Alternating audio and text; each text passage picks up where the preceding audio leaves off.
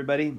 So today we're going to talk really fast about this book that I'm having you guys read, The Global Commonwealth of Citizens by Archibugi. I don't know if that's how you say his name, but we're going to go with that for now. Um, and I just want to set it up for you so you have some context in terms of when you're reading this, because it is a fairly advanced book. And then secondly, so that you sort of know how you're reading it for use for your final, for the final exam. So the main point about this book is, when we've talked about in this class, we've said, okay, here's what the state system looks like today. There's states, they do a lot of the heavy lifting, but then there's NGOs, there's all that kind of stuff too. But for the most part, the world is organized by states, and that's how it is. And so if you want to get one of your public goods, better provided, you have to figure out how to incentivize states to do this, given the system that we have. What this book is arguing, it's saying that system sucks and we need a new system.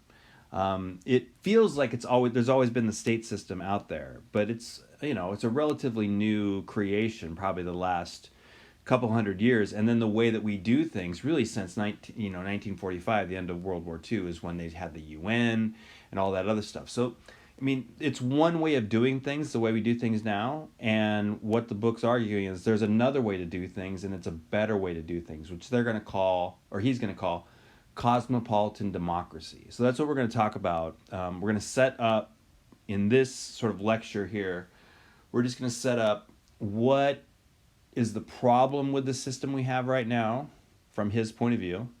What's the fix? And it's going to be pretty general. And then we'll go from there. So here's the start. What are the problems with global governance today? According to Archibugi, there's a couple problems. One is there's too many gaps global governance doesn't deal with. It can handle some things pretty well, but some other things, they kind of fall through the gap. And if you didn't really get that from the Global Environmental Policies book, that is absolutely the case. Maybe the most serious things like nuclear weapons and some things like that, even trying to get international peace, there's a sense in which some of those things feel so serious that the states come together and they try to solve their collective action problems. But there's a lot of things that then fall through the cracks. It moves too slow. It takes a long time for the roommates, the states, to kind of get together and say, yeah, this is the problem. Here's the solution. Here's how we're going to solve our collective action problem. Here's how we're going to implement that. Here's how we're going to get all you guys to quit cheating on the whole thing. So it just takes a long time for these things to develop. Again, another thing that was very apparent from our study of the environmental public goods. Another problem that Archibugi points out is that the system itself is by global elites for global elites. Yes, all of us normal people, we're part of the conversation, but the honest truth is, the people that are putting this stuff together, the people that are having these negotiations, creating these things, solving them, it's the global elites. And they share things in common that we don't. So, for example, one idea might be like, it's kind of a global conspiracy. I'm not trying to make it sound as sort of negative as that, but maybe like the worst case scenario is it's the rich and the powerful using global governance for their own purposes. It's not about solving public goods, but it's about solving the public goods that the really rich and powerful care about. Kind of a best case scenario, it's not really conspiracy, but it still feels like it doesn't have a lot of legitimacy because it's not really taking into account what people want. It's taking into account what the global elites want. Again, the rich and the powerful. And so a term that we use to talk about this is something called the democratic deficit. The democratic deficit just means, like in the United States, when we elect the president, we get to vote who the president is. So there's a democracy is the thing that's determining that. But who picks the UN Secretary General? Well, so here's this person that's fairly important in terms of global governance. The UN Secretary General is not picked by us. The UN Secretary General is picked by the heads of state. So I elect the head of state, of the United States, and then he or she helps to select who the next UN Secretary General is. But I'm removed from that. There's a democratic deficit. There's a gap between that. And so what that means is those decision makers who do global governance, they are responsible to states. If there's one thing I've made clear about the UN is not a collection of humanity. The UN is a collection of states. All the organizations, all that kind of stuff, they respond to what states want. They're the roommates, not us. That means there's also a lack of accountability. If they're not, who's holding them accountable? I can't hold them accountable. It has to be states that hold them accountable. And a lack of representativeness. India, which has 1 point some odd billion people, has one vote in the whole thing. Wealthier countries tend to have more of a say than poorer countries. Things like that. So it just feels like, man, we love democracy, and yet we do not have that at the global level. So then who is really running things and for what?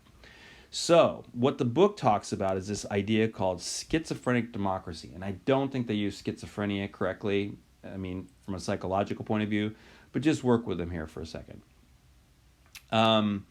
So essentially, when we talk about what we want to see in the world, we're often talking about democracy, us. The West talks about spreading democracy around the world. We think democracy is essential, like in the United States. We think that's how it works. We'd love to see other countries be democracies. Democracy does everything great. We love it. At the same time, when it comes to things like global governance, we actually don't want democracy. Being one of the wealthier countries, we're actually pretty good with a system in which the wealthier countries have a better say. We don't want democracy in the same way that in early democracy, a couple hundred years ago, the wealthy didn't really want the poor to be involved in it because they thought they'd make bad decisions or bad decisions that it would at least not affect them. So what we have is we have a situation where we love democracy inside, but we don't really want democracy outside. And that doesn't make a lot of sense. That's where he talks about schizophrenic democracy, is that, we love democracy on the one hand and hate democracy on the other hand. It's a really weird thing. And this leads to other double standards, according to him. So, for example, when we talk about things like the war crimes of the West, when the West looks at other people, they say, oh, you guys have war crimes. You guys are doing all this bad stuff. And then when the West does things that look like war crimes, they just call it things like collateral damage, and they kind of get away with it. Genuinely democratic states, this is a belief that sort of we tend to have. Genuinely democratic states are considered inherently peaceful and good. But really, are they? Is the United States really peaceful and good? Like, is that the thing? So it creates some problems, and at the very least, even if you're okay with those double standards, they do create some legitimacy problems where people maybe who aren't from those wealthier states or those more powerful states say, is this system really for us, or is it really for you guys? And then when we add globalization and all the things that the market and all that sort of adds to the whole thing, it really makes these contradictions really sort of stand out, where we go, yeah, that's kind of weird and kind of bad. So bottom line, one of the big problems that he's going to say is all this weakens the desirability and legitimacy of the concept of democracy itself. So it's like a weird thing where we really want democracy. We talk about human rights, all that, or actually like rights of individuals and stuff like that. And yet we support a system that is not democratic by any stretch of the imagination. And as we said on the last slide, leaves some gaps. All right, so I'm going to take a break there, so you can take a break for just a second, and then we're going to come back and I'm going to talk about what the book says is the solution to this problem, the new system that we need instead.